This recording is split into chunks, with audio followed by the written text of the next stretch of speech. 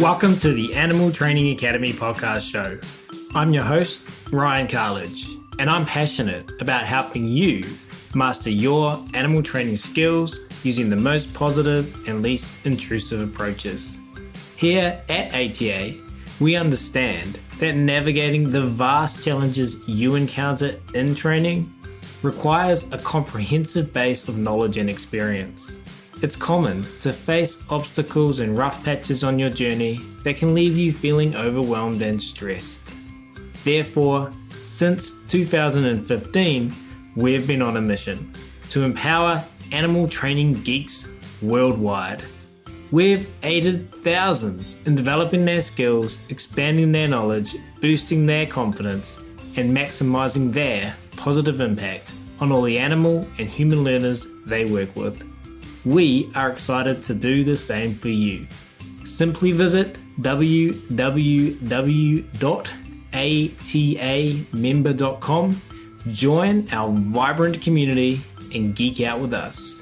And of course, in the meantime, enjoy this free podcast episode as we explore new ways to help you supercharge your training skills, grow your knowledge, and build your confidence, so that you can craft a life that positively impacts every learner you encounter.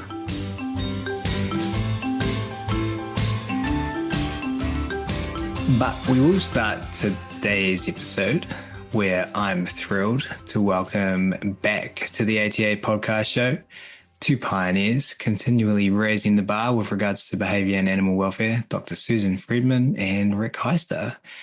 Dr. Friedman is a Professor Emeritus at Utah State University and a world-renowned expert in behavior change. Joining her is Rick Hester, the Director of Animal Care and Wellbeing at Cheyenne Mountain Zoo, who brings nearly 2 decades of experience in evidence-based husbandry and exhibit design.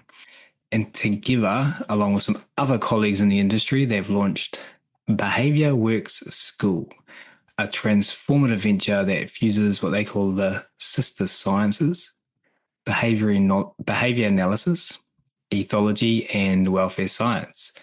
This new program offers a natural science perspective on animal care through a unique hands-on laboratory school approach. Today, we'll discuss how their partnership is mentoring the next generation of professionals to lead with compassion, confidence, and collaboration. So welcome back to the ATA podcast show, Rick Hester and Susan Friedman. Hello. Hello. Thanks for having us. You guys have been busy. Yes, we have. It's true. Always. You too, I expect, and everybody listening. Every time I open up Facebook now, I've got somebody excitingly sharing about, is the correct name Zoo School? Yeah, Behavior Works Zoo School.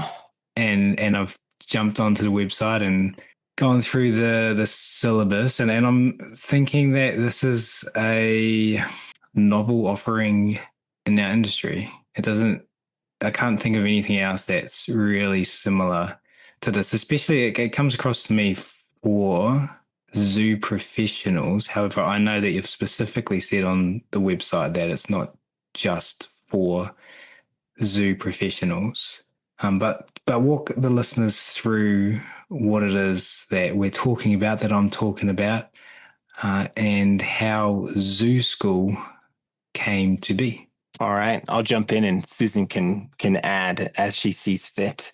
The vision of Behavior Works Zoo School is to provide a comprehensive curriculum taught by an interdisciplinary group of experts to elevate our profession of animal caregivers, not just in the zoo profession, but across professions in animal care, working animals, companion animals, and animals living in a zoo. And I guess we'd say to elevate the profession by elevating the people who make up these professions. As we have been developing this, I've thought of an early influence of mine, and I was thinking about him again today. His name was Vince Sodero. He was a longtime curator at the Brookfield Zoo, and I contacted him at my first professional zoo conference when I was probably 19. And he would end his presentations by telling everybody that the first step to being a zookeeper was to go and do your homework. And I think Behavior Zoo School is that operationalized. It's a framework for what it looks like to go and do your homework to provide better, more humane and effective world for animals. And was this therefore the baby of your thoughts, Rick, or was this a combination? Oh no. of Certainly is not the baby of my thoughts.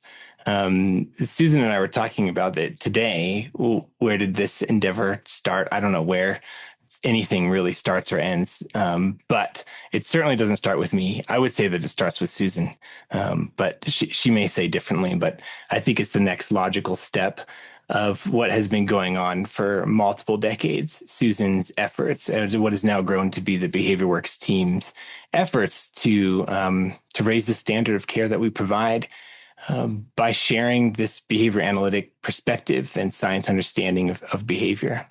And did you see a gap in what's being offered globally that needed filling? I think there is a gap, we talked about Susan. We were trying to remember this maybe 2 years ago. She was, we were discussing how we wanted to be able to do more for students than we can do in a single 8-week course, or than we do in a single 5-day workshop at Shine Mountain Zoo. We care deeply about what students are able to go on and do after they spend time with us, and we want to keep them for longer. To give them more and influence what they're capable of doing afterwards. And so I think there is a gap, not only in the profession, but even just in what we're already offering. And this fills that gap with a 9-month curriculum where we can spend building relationships and spending more time on these topics to teach more deeply. I love that phrase, Rick, that you used. This is the first time I've heard any of us say it, is that one of the motivations for developing Zoo School is to keep our students longer than just our 8-week flagship course that's been taught since 2004 in one version or another, LLA, Living and Learning with Animals. That idea that it's not enough, but it's also not enough for us to send them off to somebody else. We could send them off to a variety of other programs and universities that have some kind of animal behavior program. But we would like to continue teaching those students and giving them a much broader base with carefully sequenced curriculum that covers more than just what an 8-week course can do. So I really like that phrase that we just want to keep our students longer, and we want to give them more of a perfect protein, a total protein, and not just a slice or overview, which is what LLA is. What is your Vincedero? What was this guy's name? Vincedero? Vince Cedero is his name. Vince was his first name. Cedero was his... Okay, you got it. Yeah. I'd written it down as one name. Vince Cedero, when he said do your homework, he meant to become a effective zookeeper? Yeah, he was teaching husbandry classes, how to take care of New World primates particularly. So I think what he meant, it was to study the species that you care for, their natural history, to study, at that time, I wasn't aware of behavior analysis. I don't know if he was. So I don't know that he meant go study how learning works, but I think he certainly would have added that in as it's become more prevalent in our field. But it's just the idea that that there's some academic requirement to be an animal caregiver was new to me. And I still think it is not terribly common, that thinking that there's an academic requirement to do this well.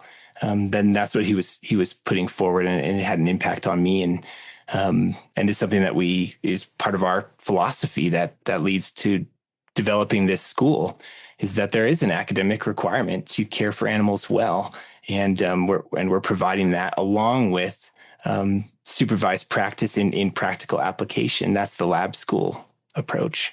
Yeah, it makes me think of what I have learned off you, Rick, when you shared with me about, we shared with not me, but the audiences and communities that we've both been involved in various points in time about some of the projects you've done at Cheyenne Mountain Zoo and how you would read textbooks about the species or go to talk to, go to talk to keepers from other organizations and look for literature based on that species and look for literature based on species that are similar to the species, because of course a lot of the time in zoos, right, like there's not actually literature on the specific species that we're working with, so literature that may be related to and that was new to me. Like I don't think I've done that in my career when I was an employee, and I'm not seeing that either, that level of what you demonstrated that you applied to the projects that you shared. I'm not seeing that replicated in the work that I'm doing. Is that what you're meaning? Because that stuck with me. I'm just going to use the word that came to my mind to describe it. It haunts me in a way. Like it's kind of there, being like, Ryan, do better. You got to do better. You got to teach better. But like I'm finding it's quite a it's a skill. Like it must be like a behavior that people have to learn because they're not. It's not. I'm not seeing it currently practiced. Does that make sense? Yeah, that is definitely part of what I'm meaning, and it is a skill to do research and study, and Susan has really advanced that skill for me in the I think for 13 or 14 years that we've been working together, to know where to look and what keywords to search and how to critique a study and decide whether or not it should influence what you do. And to chase references and references of references to contact this body of work on whatever topic you're interested in. And that's part of what this zoo school curriculum will teach. Is one of the courses is how research works, taught by Christy Alligood. I had the privilege to take that class many years ago, and that also advanced that repertoire. And I think that's what one of the things that I think is exciting about this curriculum is it's more specific than do your homework. There's a framework now. Come to Behavior Work Zoo School, learn from this curriculum, and part of what you'll learn is how to go out and learn more, how to do research well, and decide whether or not it should influence what you do. I get a sense from just looking at the website that there is this. My learnings from Susan over the years has given me great skills to approach challenging behavior with any species, and have the tools to look at antecedents and consequences and observable behavior and play around with those things and change them. And then I've leaned on that very heavily. And then I look at Zoo School and I see like quite a lot of wording and emphasis on blending that with ecology and with other sister sciences. Is that, and when I read that, this is what I'm thinking, what we just talked about when you're saying, Rick, all of this research you do your homework. Is that something that you really want to have the participants of Zoo School take away? Is I think what I'm trying to say is my learning over the last 15, 20 years or whatever has potentially made me go, oh, there's this whole scope for me to grow more from learning and looking at natural history. And now there's this opportunity where you guys are going to teach that specifically, which I'm excited for people that were in my space who are now young keepers to like have that opportunity. Am I reading that right from what I'm seeing on the website? Yeah, I think you are reading into a key component here, is a fusion between behavior analysis and these other levels of analysis, which is something I think that has been unique that Susan's been bringing to us for decades, is behavior analysis, but not at the exclusion of other levels of analysis. And she and I spent weeks and weeks working on how to juggle what we know to be about the flexibility of each individual learner based on their current conditions, And then where does ethology come into that understanding? Where do species tendencies fit in? And that led to a lot of the innovations around freeing the operant. It's figuring out a way to hold both of those levels of analysis comfortably together, recognizing that part of what an individual is likely to do is going to be predicted by the species that they are. But also, there's this incredible amount of variation from one individual to the next based on their individual learning histories and their current conditions. And that variability is not well accounted for by ethology. And in my experience, ethology still is sort of the science on top of the hill in the zoo profession. And we're missing the individual level of analysis and recognizing the role of the current environment. And I think that's what attracted me to Susan's work in behavior analysis from the very first lecture I heard back in 2013 was this science of the individual learner and the role of the current environment and this individual's environmental history. So what's exciting to me about this curriculum is that it blends those levels of analysis together, and we have an expert faculty representing these different levels of analysis as instructors. So the problem of that awareness of the individual level of analysis that you're seeing, am I interpreting what you said correctly? Like you're seeing that potentially that's not being focused on enough? Yeah, when we talk about what do giraffes like, what do giraffes need, and we stop it there, it doesn't necessarily help us help the individual giraffe in front of us, who may or may not behave like the average in their species.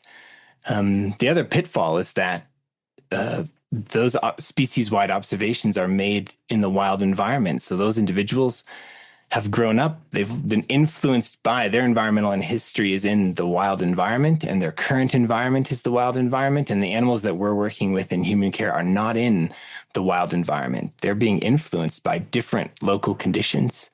And behavior analysis gives us the tools we need to assess the role of the current environment. But the fusion is that the changes we make should be informed in part by what's likely to matter to this animal given the species that they are. So that observation, that's been like a key driver in creating Zoo School for you, is like you want to have say on that and influence that and help professionals, whether they be in zoos or other contexts, see that more, understand that more, have that more at the forefront. Is that like a key driver for you, a problem that you would like to solve with Zoo School? It is a key driver for me and everything that we're doing, is to provide a more comprehensive view of what an animal requires to thrive.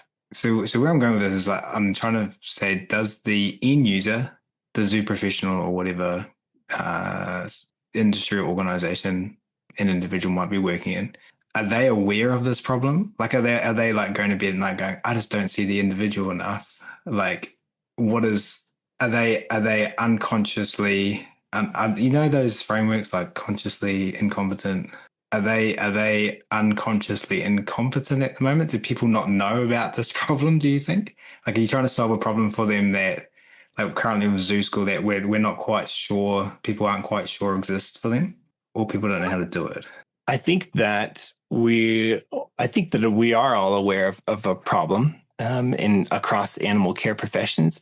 I think there's a common goal across professionals to advance the quality of life that we provide for animals in our care. And then we're looking for how do we do that? So we get asked all the time, where do I go next? What's the next workshop that I should go to? I work with master's students and undergrads who are asking, what degree do I need to help advance this? And I don't think there is a great answer for a place to go to help advance animal care. And until now, I think that's the goal, is to provide an answer to that question. Behavior Work Zoo School is somewhere you can go and receive a comprehensive education that will help you advance the quality of life for the animals that you're responsible for. What would you add to that, Susan? Yeah, I agree with what you're describing. I would say it's not a you problem. It's our team identified, as all of us are working in slightly different sectors of animal care and staff support. Christy with research and behavior analysis, and Bianca with really excellent, efficient training. Megan with a specialty in newcomers, making them feel comfortable and inspired. Amy with her unique ability to observe nuances and come up with training solutions to address them. You with your keen eye for how to bring together um, what, as you say, it's such an elegant way to say it, Rick, ethology. We turn to ethology to learn what is likely to matter to the species to inform what might matter to the individual in our care. So all of us have this common ground, common values about humane, effective treatment of people and animals, and we all have a similar philosophy that is what we do should be empirical, that is science based, science measurement testable, and we've all together, even though we have those differences and similarities, have landed on the problem that you're asking about, which is that in the past, learning to be a trainer was more of a guild style trade where you learned from another trainer who learned from another trainer. And I think part of what distinguishes this next generation is their attention to what science says about their trade in the hopes that it will add more skill, more information, more power to help animals in human care. And so we've all, from our slightly different perspectives, have said, here's the problem, is that there's a lack of an academic core to expand what was really important about the trade model. And maybe we could fill that space. Maybe we could solve that problem in a unique way. And on our website, www.bwzs.org, behaviorworkzooschool.org, the first thing we lead with is how we're unique, because we wanted people to assess whether or not we brought sort of the same old that they can get anywhere, maybe eat more easily, or maybe cheaper or more expensive, or there's a lot out there for people to improve their knowledge and their skills. And so we led with how we're unique, and we hope that that will really resonate with people, because it's a question we asked ourselves. What is the problem? Just like you're asking, Ryan. And how is it that we are unique in our attempt to solve that problem? So how are you unique? You've just said all of the individual people and all of the skills they bring. Yeah, and I think we're also unique. I'm tempted to pull up the website, but it should come from the heart, right? No, come from both. Yeah, that's good advice. We're also unique not only in the deep expertise that this faculty offers, but we're also unique in the way that we're bringing together what we called the pillars of a great program to address animal care and human care, the care of those who are caring for the animals. So we bring together behavior analysis with ethology, with welfare, with research, with leadership, and with practical application through a 5-day hands-on workshop and the 1-minute video reviews every month, where we're able to work with students one-to-one over videos that they supply, and we're able to say, stop, let's look at that little clip. Do you see what I see? How do you want to do it again better? Or what did you do that you should repeat again so well? And then there's also a capstone project, kind of a small research project that will help bring it all together. So that's what we want to do, is we want to bring under one roof people who are well trained in those pillars and in practical application. including leadership, including paying it forward, bringing it to the next level, and being leaders and influencers in their facilities and in the profession at large, so that it doesn't end with us. It ignites with us. We're a catalyst that they can then hopefully build on even bigger and better from there. Yeah, and for the listeners and for you guys, I totally 100% think that this is unique, and I'm asking these questions to try to get it in the words of Rick and Susan, and I think the listeners of the show as well. Speaking to you now directly, I don't think I necessarily needed to do an introduction to these two at the start of this podcast. I know most of you know who these two people are, and that weight of that credibility brings a lot as well. And then I'm thinking back to standing in very humid tropical Cairns, aptly named Cairns Tropical Zoo, with my big eagle flying at my face when I went into his enclosure, thinking, what the heck do I do now? And we're leaning on that guild that, Susan, you mentioned, Nick Bishop leading to Steve Martin, leading to yours truly, Susan Friedman, leading to LLA, and leading to learn those skills. But I imagined that even though 15 years has passed since that time, or 20 years or whatever it is, that there's still keepers who feel the same as Ryan did back in 2008, like stuck, not knowing what to do. And Christ, if this was available back then, like I would have been your number one customer for sure. But even today, as a consultant, I'm still not even leaning on a guild. I'm busy with Animal Training Academy and raising two young human learners. I'm jumping out there and doing it myself, and haven't had an opportunity to learn in such an organized format from such highly skilled professionals. So even as a consultant, for me, it's a problem to not have that available resource.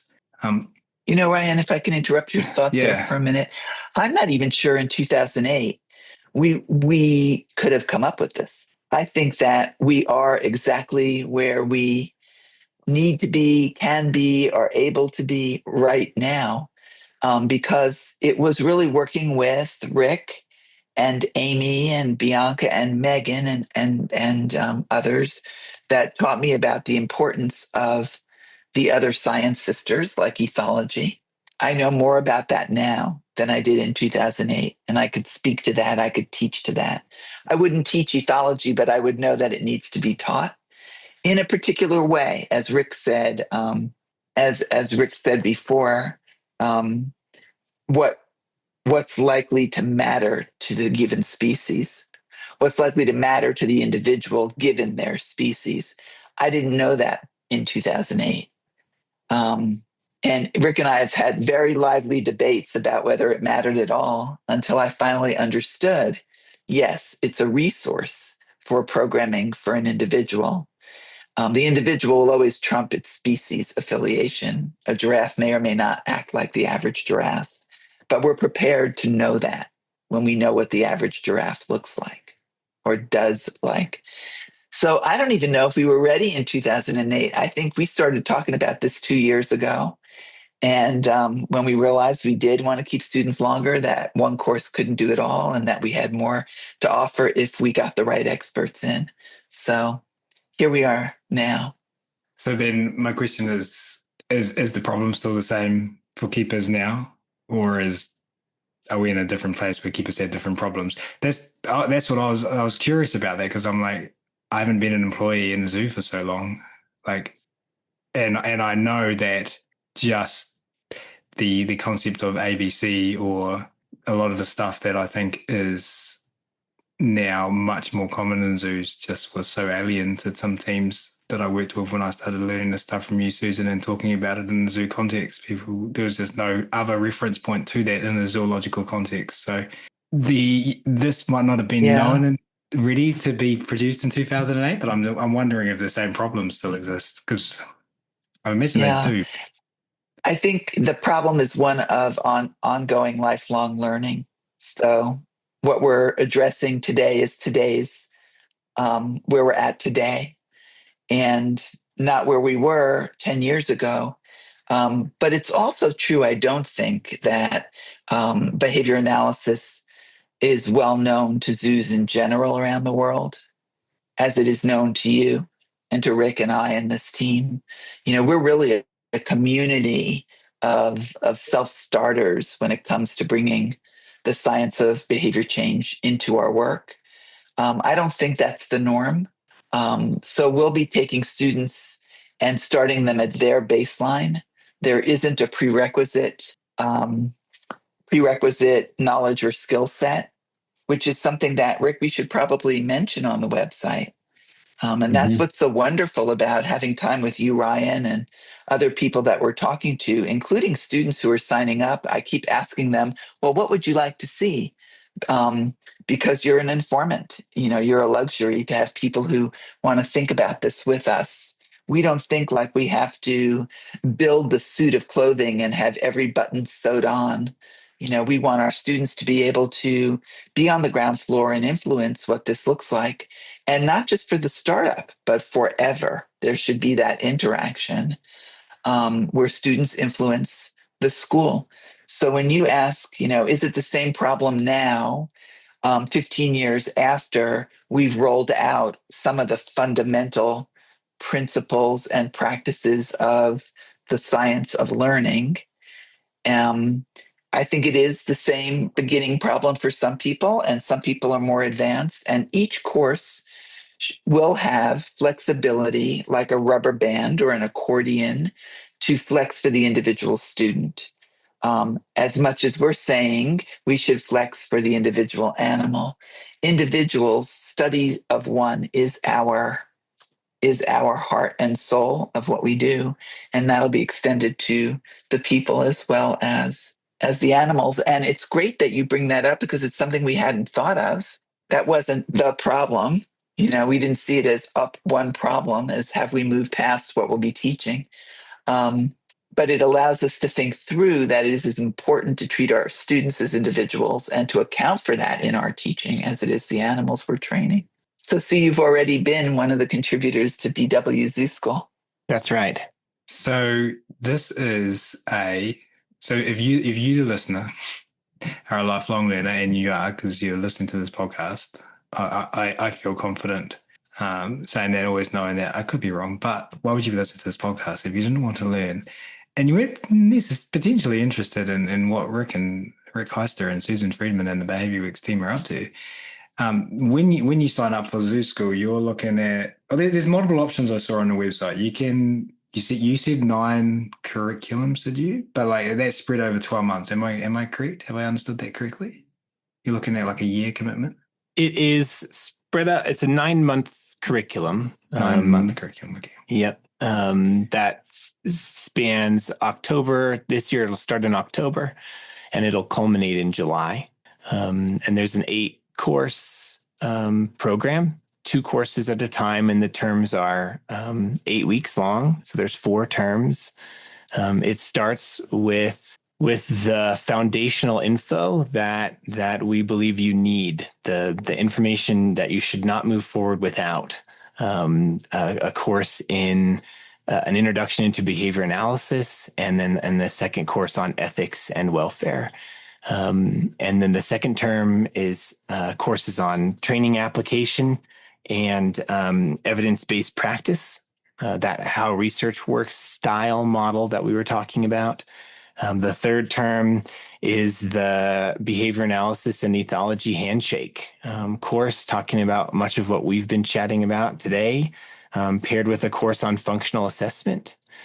And then the last term is a course on leadership, like Susan said, paying it forward, human applications.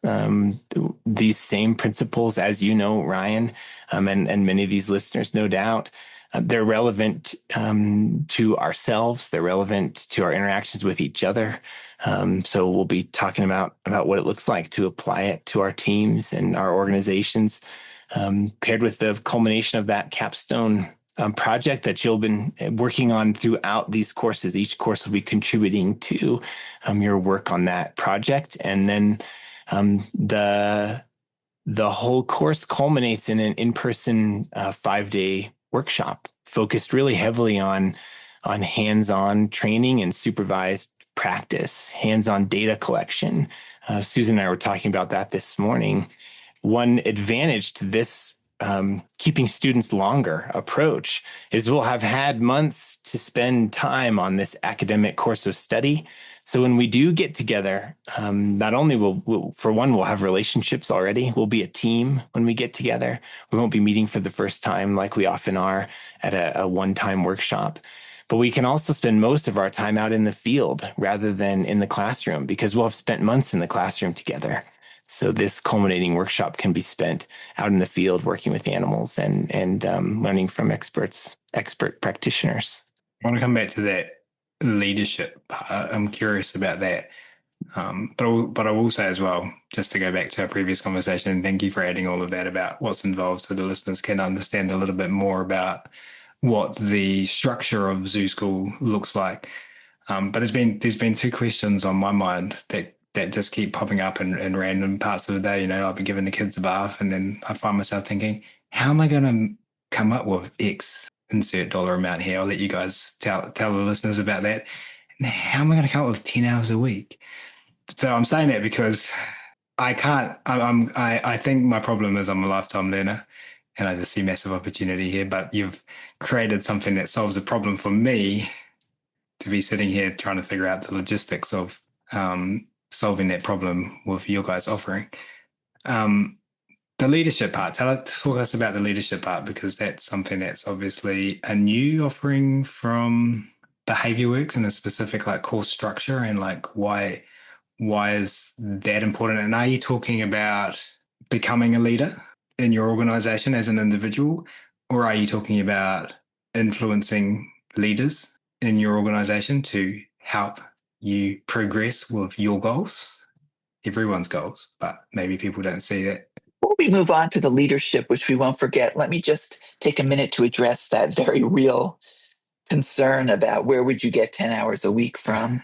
One thing true enough, and one of the things that we did was add an a la carte option. It makes the school more expensive, but it does allow students to sort of pick their way through the curriculum over the amount of time that they have available to them. So you could take just one at a time, take a break, pick up another one a few months later. And so hopefully that will allow students to customize those ridiculously busy schedules. I mean, the lifestyle that we all live, I think back, hearing about the time when the sun went down, people went to sleep. And when the sun came up, they went back to work. And now we're just, working all around the clock. So we're very aware that 10 hours a week would be difficult for most people to find.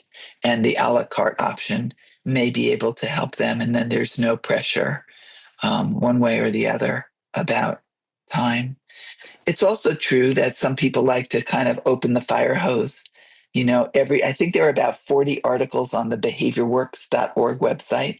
And Ryan, you will definitely relate to this. Every single one of those articles was written in the dead of night when two daughters were asleep and a husband was asleep and the dogs were curled up and asleep. And I just, those midnight hours were too prized to get things done that were important to me that could not be done the rest of the day. And it is not infrequent that I can text Rick at 3 a.m. and he'll be there, or others of our team members. It's terrible, really, to not support good sleep for each other. But there are those people who are, for whatever reason, want to just attack the opportunity full bore. So hopefully those two options will cover people. And then if there are other options, we're open to hearing that. That's the idea of letting students provide the performance feedback revision loop for the school. It's not something that we're doing to them or for them. It's something that we want to do with them. Yeah. Okay, back to leadership. No. Hold that thought. And I appreciate you doing that, because that was a missed opportunity for me to introduce that concept and then not address it and move on. So thank you for doing that. And then do Sure. you want to share with people the cost of doing that? I mean, when you look at the value that's going to be added, if you can dedicate your time to this and go through the whole program, like I think it's just going to be a life-changing experience for you, the listener, in terms of the knowledge you gain. And I'm not just saying that because I want to like be all positive because we've got Rick and Susan on this show. Like I mean that from the bottom of my heart. Like it's probably going to change your life in terms of how you view behavior, but more importantly, as Rick and Susan have alluded to, that's really important to them is how you apply that knowledge to the projects and the animals in your care and the results you get. I mean, the value is priceless, really. But obviously, you've got to like compensate your time and everything. Can you explain to people what investment they're looking at for if they wanted to do the full 9-month program and then kind of like what the other options are with the a la carte menu that you described? Rick was the one who helped us juggle numbers because it's not my forte. And so I can turn it back over to you, Rick, if there are important things I missed. But what I did wanted to just mention that might not come to mind is that right now LLA for 8 weeks is $900. And I resist raising it, although I would like to, because it's been many, many years. I know that times are hard for people and we're okay. I always say nobody's going hungry here. Nobody's going hungry. So, and nobody will go hungry. The joke is if I have to knock on the door and leave dinner for you, no one's going to go hungry here. So, with that as our benchmark, that courses are about $1,000 out in the field. We set the a la carte prices where you pick individual courses at that typical rate of $1,000. But if people commit to the full 8-course, 9-month curriculum, then we've been able to get it to really 5,600. It says 57, but there's $100 discount for paying for the full amount, committing to the full program. And that's, Rick, remind me, about 700 per course. What was that? You might not have those numbers handy, but it was kind of a bargain. I mean, nothing's a bargain if you don't have the money, but I mean bargain relative to the going prices for courses nowadays and programs nowadays.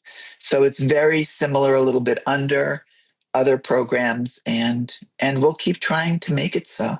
Yeah. That's the math. It's roughly 700 per course when you do the whole curriculum at once, and then the addition of the hands-on 5-day workshop, which tend to cost between $1,000 and $3,000, depending on what workshop you're looking at out there in the field right now.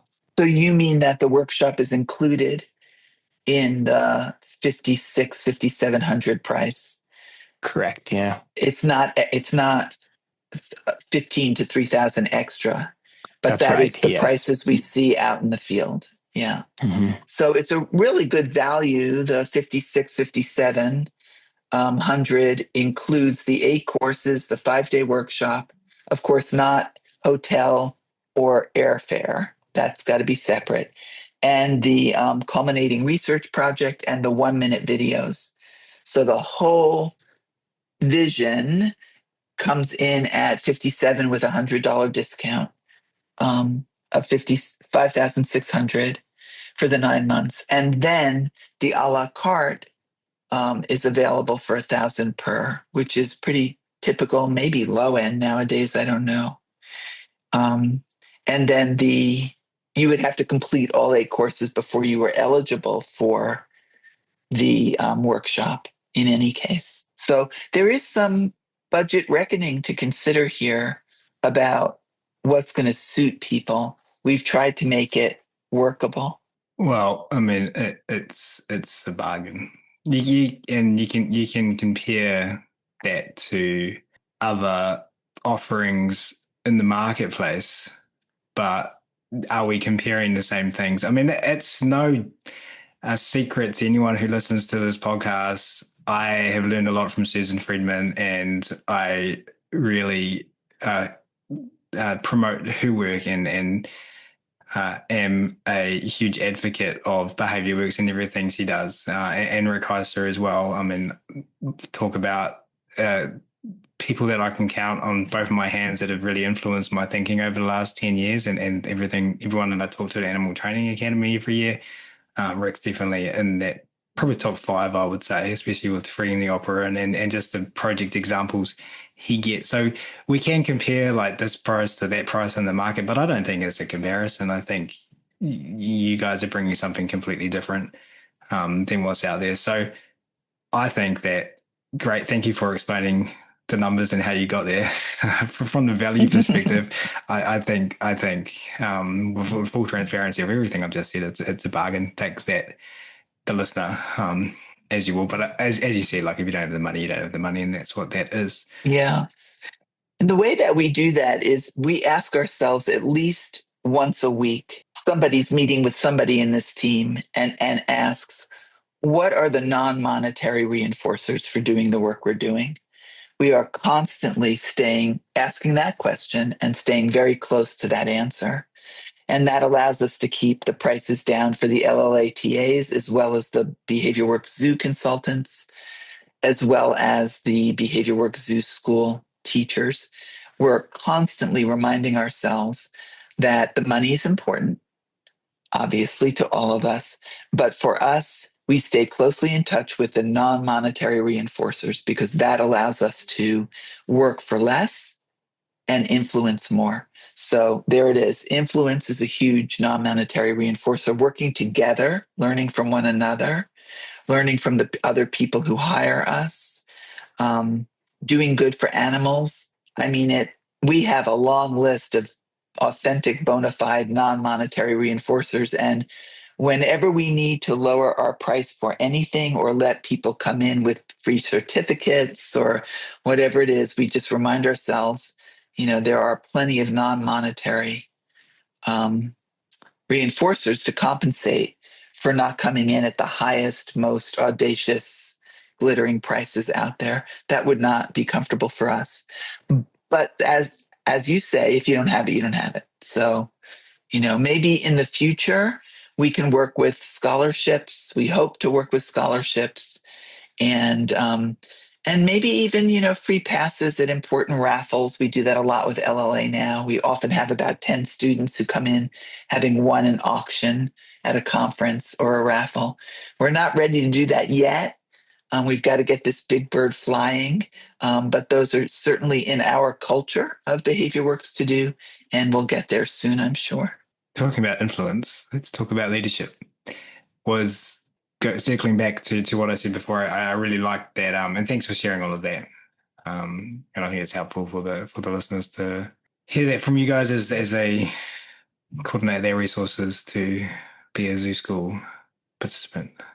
For me, leadership, seeing it from behavior works in a organized format, was something that excited me, something that was new to me from an offering from you guys, and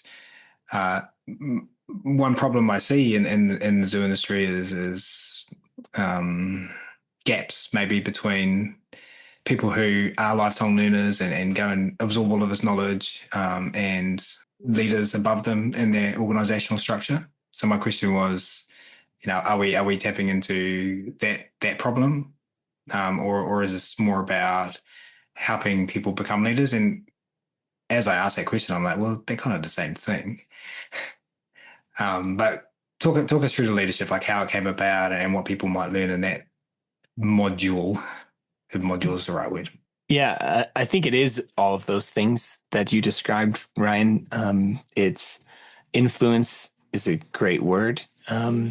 Whether it's about becoming a leader in an organizational structure, moving up an organizational structure, or it's about leading the team that you work with, or influencing the team that you work with, influencing your leaders, the people that are above you in your organizational structure.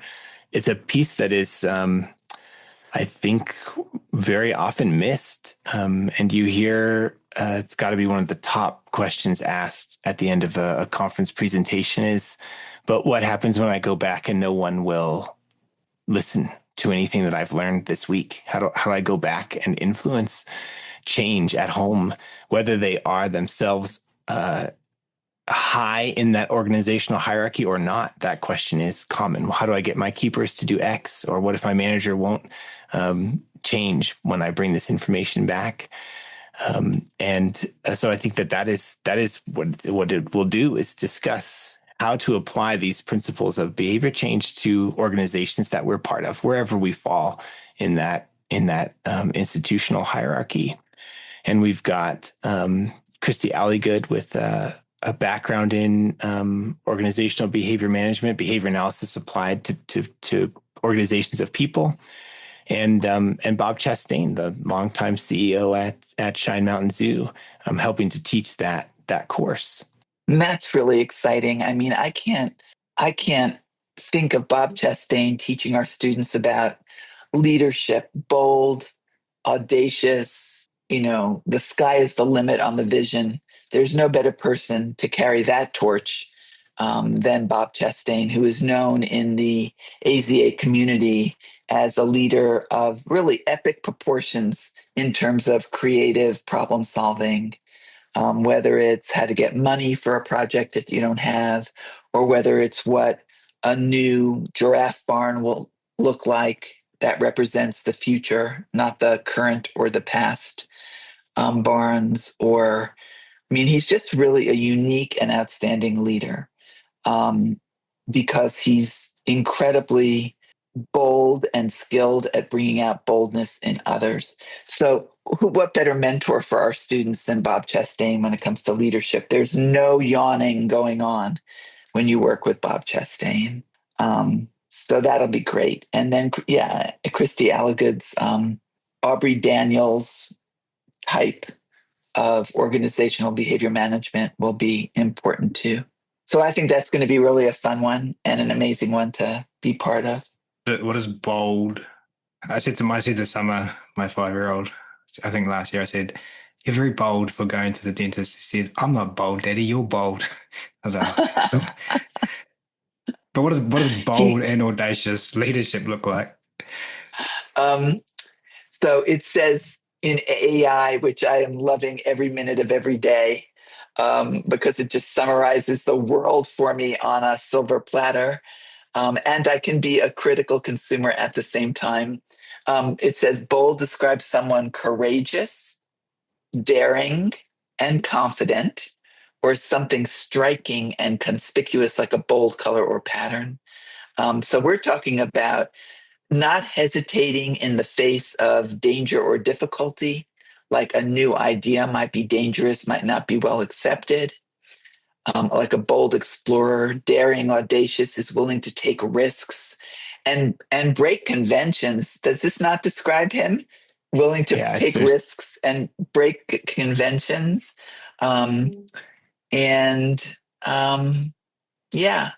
So as a personality trait or description, of course, as behavior analysts, we would say it's not a trait.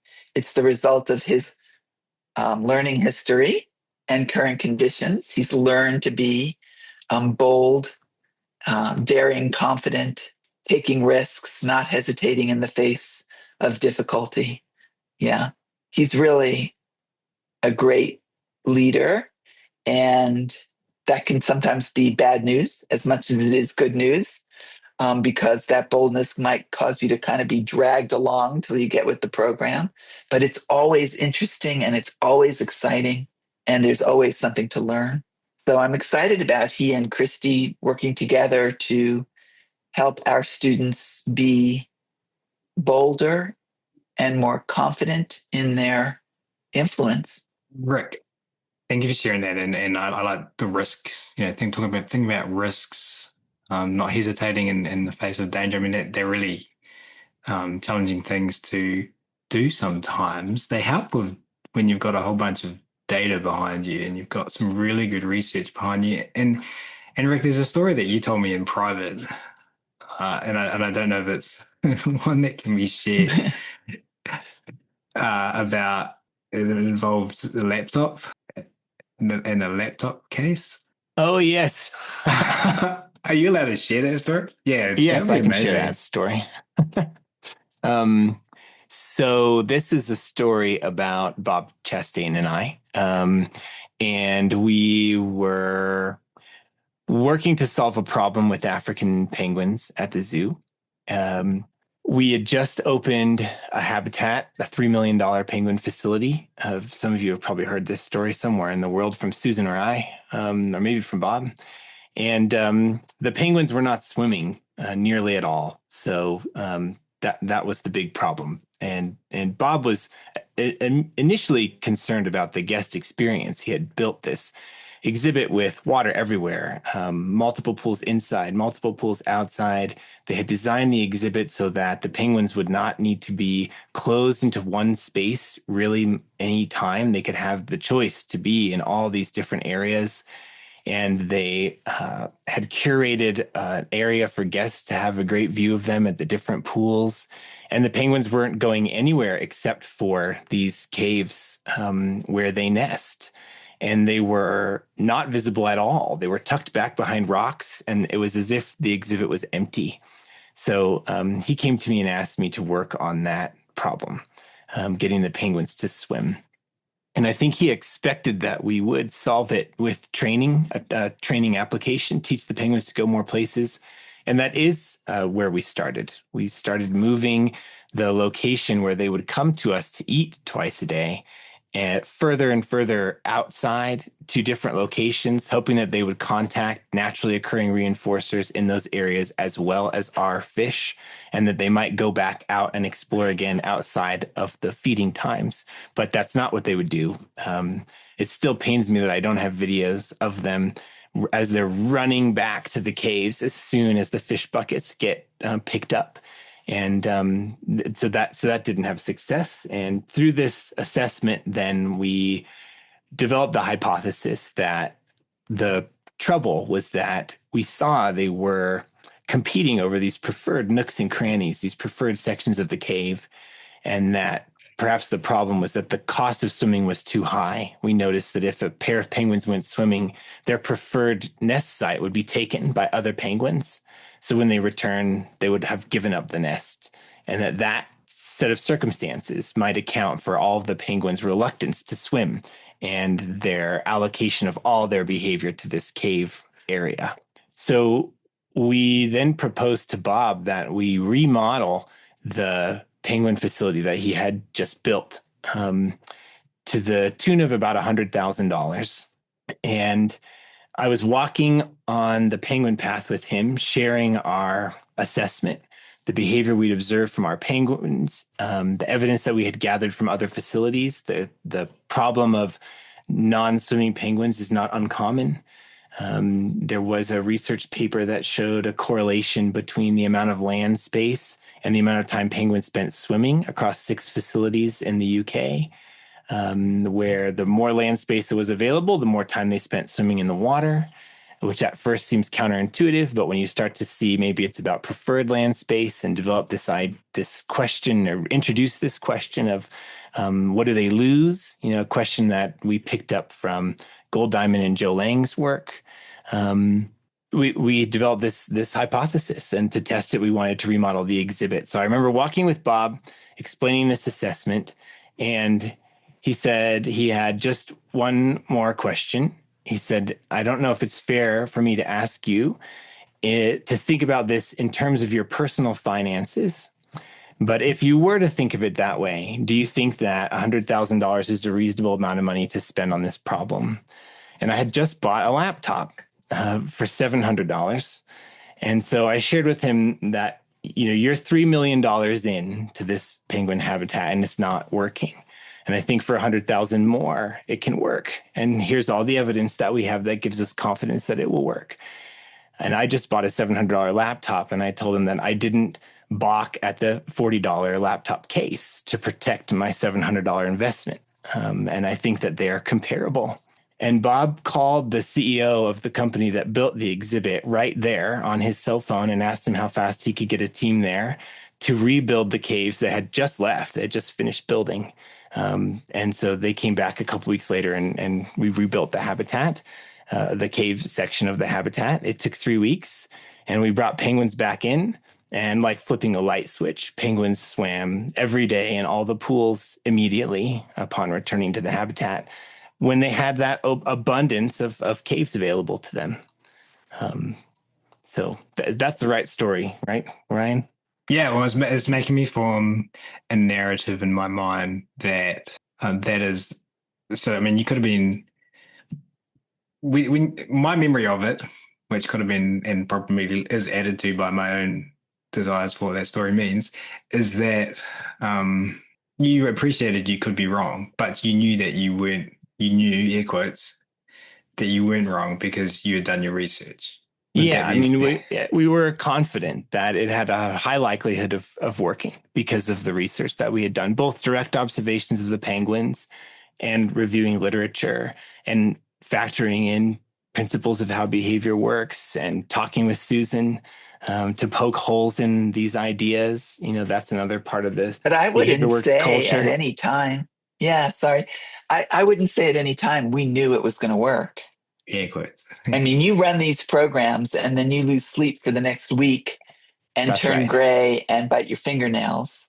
Every single high profile, expensive, or in some way daring, even from a science point of view, reducing stereotypic self injury, reducing destructive behavior of zoo property. I mean, you don't know until you do it, and so there is that big gulp and tight throat, but what we did know was that we had nothing else. Right, and if you had done it, and it hadn't worked, and all of the penguins didn't jump Would immediately have been into the more water, information. right? And but Bob, am I right in thinking that Bob would have been like, well, do I trust Rick next time he says he wants to spend $100,000 on revamping an enclosure? Bob would have said, I am so proud of you for taking that chance, speaking up, Amazing. advocating for that expense, and chasing that hypothesis, given your research and your confidence in how behavior works. Because we have other stories where Rick has made some awful mistakes. He tried something and it blew up terribly. And Bob just said, I am so proud of you for giving it a shot. And that's why we picked him to teach the leadership course with Christy, because we think that's the way a good leader works. What I'm trying to get at here, there's method to my madness in asking these questions, is I believe that the listener who's sitting here who wants to do this course, I don't think there's many listening who wouldn't want to do this course and is doing cost benefit analysis for them with regards to can I justify this? Like, hey, husband, wife, I need to spend this much money on this. Like there's a lot of considerations there. Is I'm testing my own theory here, but I'm trying to identify the aspirational identity that these people can become. So I know that, you got your problem, you're a lifetime learner, you're not getting the results you want in your zoo or your organizations. And we talk about bold and audacious leadership. To me, this is an aspirational story, and we need to get Rick back on to talk about all those times where like it blew up. But Rick takes a risk, or you take a risk, and I mean, what a culture to take a risk in, where you've got a leadership that would give you that kind of feedback. But you take a risk and you feel you air quotes again, we don't know anything, but we feel confident because we've done the work, we've done the mahi, as we've all discussed before. I saw an episode of some other podcast called Do the Mahi from you, Rick, which I really liked. And that is what I'm thinking, that the listeners of the show that take zoo school, like that's kind of like what they can inspire towards, period. Finish. Any thoughts you want to add to that? Yeah, that's one of the problems to solve, is to how to help people work with leaders and be leaders. And a leadership course should go some of that distance. So it is a big problem for zookeepers and trainers and curators to influence some of the leaders that are holding the vision and the purse strings. And we can apply what we know about how behavior works sincerely without being manipulative in any very negative way, to be able to be heard better, listened to better, to be able to be more persuasive in the way we present things. Um, we've seen this in the Behavior Works team many times. Rick and Amy and Bianca come to mind, where they've put together a set of slides that radically changed the outcomes for animals in the zoo. Bianca with the orangutan and the sea lion. Before she asked for more, she put together a PowerPoint set of slides for each of those issues that were just incredible. And they won the day. They were persuasive to the administration, and Amy and Rick do that as well. So learning how to do that, you don't just come in and say, this is what you need and this is what, but you do your research, you create your PowerPoint, you pick the right time for the meeting. There's data that says, is this in the emotions talk? I think data collected that suggests that judges hand out harsher sentences to people in their court before lunch than the cases that come in after lunch. So if you're going to be in court, try and get in there either right after breakfast or right after lunch, but not before lunch, because you get a harsher sentence. So there are some things to know from the social scientists that might filter in, but it's basically about doing your research. So you come in as an expert about what you're asking for. And that's one of the many ways to influence leaders. And then, of course, very near and dear to our hearts is how to be a good leader yourself.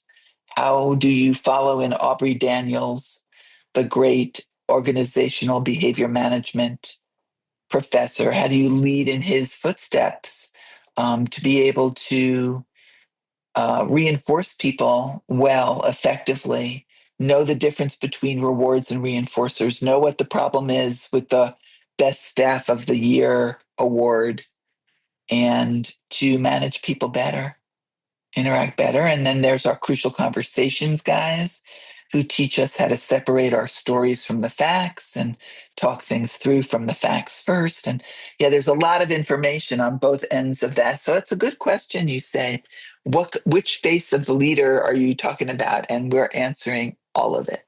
Yeah, and I think it's easier to be bold and audacious and take risks when you've done the mahi, and how I'm interpreting. And do the mahi means do the work in Te Reo Māori, the Aboriginal language of New Zealand. And this course provides you with the mahi, how to do the mahi. Yeah. And practice, there'll be role plays, and yeah, should be really interesting. How do you hope, last question, and then we'll wrap up. And you guys can take turns. I wish you guys, the listeners, I'm just speaking to you now, could see every time after I stop talking, Rick and Susan kind of look at each other like haphazardly, like, who's going to go? So you guys decide who goes first, and I'll just individually enjoy your little moments between yourselves. How do you hope the industry looks different 10 years from now because of zoo school graduates? I guess there's two avenues to this. One is, what does it look like to be an animal care professional? What resources are available to you? I hope that there are frameworks, Behavior Works Zoo School, and maybe others where for you to do the homework, and that have an academic foundation, as well as recognizing that there's a practical skill here that we have to go out and practice and be supervised like a blacksmith. And that there's a framework to go to that is prevalent and obvious. Instead of right now, I think it's a lot of people don't know where to go to find this. They're looking for a system, but they're not sure where it is. And I think that if that is where we go, then there will be really profound benefits to animals in human care. That will create a much more humane and effective world for animals, and for people, for each other as well. Yeah, I agree. That's the vision, is just by, we give people instruction that leads them to read, and we give people instruction that leads them to calculate. and to drive cars and to do other complex behaviors. But the thing we really lack is giving people instruction and support and models for behaving in ways that are reinforcing to the individual and contributing to the individuals around them. And we hope that Behavior Works Zoo School will fill some of those gaps for people in a way that is really productive and also fun. Our tagline is compassion, confidence, and collaboration. And that's what we hope to really address, is to be able to show people you can do all of this science and application compassionately, that is alleviating the discomfort or suffering of others, animals and humans, that you can build your confidence so we don't hear people worrying about their, imposter syndrome, which comes up every now and again on your listserv, and confidence that is confident in from a humble, open place, and collaboration. We're hoping to really build the community out. That the contacts that you make while you're at zoo school will be contacts that you hold important and dear for the rest of your careers. And the classes will be designed to address each one of those hopes. And that this won't all just terraform, with the blink of an eye. This is what the program looks like, our thinking looks like, this is what we know we can deliver. But we also have lived long enough to know that every time you do something, you do it better, or it's an opportunity to do it better. So I look forward to the growth of the program as well, and following the growth of the industry and the growth of humanity. I don't see it as a monolith. We built it, here it is, come climb on it. I see it more like a tree or a growth, and together we'll keep providing something important. Well, there's going to be non-human learners all around the world that benefit from the hard work, time, and effort that you guys pour into this. And I know it's work, but it's not work at all. It's just what you guys do. And on top of that, obviously, all of the human learners, and I get inspired and excited when I think about, it's been 10 plus years since I've been an employee in zoos, but when I see what people are doing now, when I hear the stories from the Behavior Works team, a lot of the ones you've shared, Rick, and I think about what that would have meant for the organizations I worked in, and what that can mean for current organizations that I work with, and then just all the other organizations that are out there that I don't work with. It's the vision I have just looks completely different than the experience that I've had, in a really positive way. And it's exciting and it's motivating. So thank you guys for reaching out and wanting to share about Zoo School on the Animal Training Academy podcast. Appreciate you wanting to share that with our audience, and thank you for Zoo School. Thank you. Well, thank you. What a wonderful gift you give us to be able to share our enthusiasm and our vision for this school. Thank you so much, and to your listeners. And thank you so much for listening as well. This is your host, Ryan Cartlidge, signing off from this episode of the Animal Training Academy podcast show. We hope today's conversation inspired you and equipped you with new tools for your trainer's toolbox. Remember, every challenge in training is an opportunity to learn and sharpen your animal training geekery. Embrace the rough patches, learn from them, and keep improving. And don't forget, the path to growing your skills and expanding your knowledge continues beyond this episode. Visit www.atamember.com to join our supportive membership, where you will find a community of trainers just like you. Together, we're making a huge positive difference in the lives of animal and human learners worldwide.